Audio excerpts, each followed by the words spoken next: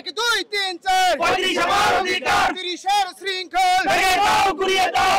সরকারি চাকরিতে প্রবেশের বয়সসীমা 35 করার দাবিতে যখন আন্দোলন চলমান, তখন জাতীয় সংসদের চলমান অধিবেশনে চাঁদপুর 5 আসনের সংসদ সদস্য রফিকুল ইসলাম সরকারি চাকরিতে যোগদানের বয়স 35 করার প্রস্তাব করেন।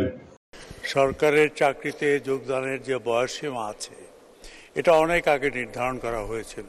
এখন এটা অত্যন্ত যৌক্তিক হবে যে আপনি যদি সরকারের চাকরিতে যোগদানের যে বয়সসীমা এটা শিথিল করে অন্তত 35-এর কাছে নিয়ে যান। আমাদের তরুণ এবং যুব সমাজ প্রতিযোগিতায় এসে সরকারি চাকরিতে ঢুকতে পারবে। এটা শুধু বিসিএস-এর ক্ষেত্রেই নয়। এই প্রস্তাবের জবাবে জনপ্রশাসন মন্ত্রী জানান, আমাদের এটি নীতিগত সিদ্ধান্তর বিষয়। আমরা সবসময় ফ্রেশ যারা গ্র্যাজুয়েট তাদেরকে রিক্রুট করতে চাই। এটা সরকারের একটা পলিসি। 22 থেকে 23 বছর বয়সে তারা বিসিএস পরীক্ষা অংশগ্রহণ করতে পারে এবং তাদের জন্য প্রায় মিনিমাম 6 থেকে 7 বছর হাতে সময় থাকে।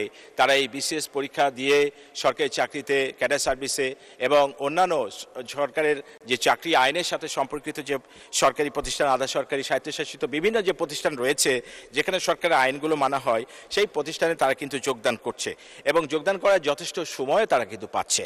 আমরা চাকরি বয়স আগামীতে বাড়াবো কি বাড়াবো না, বা কি বাড়ালে ভালো হবে কিনা, অবশ্যই আমরা ভবিষ্যতে আরো আলাপ আলোচনা করার মধ্য দিয়ে আমরা চূড়ান্ত সিদ্ধান্ত নিতে পারবো।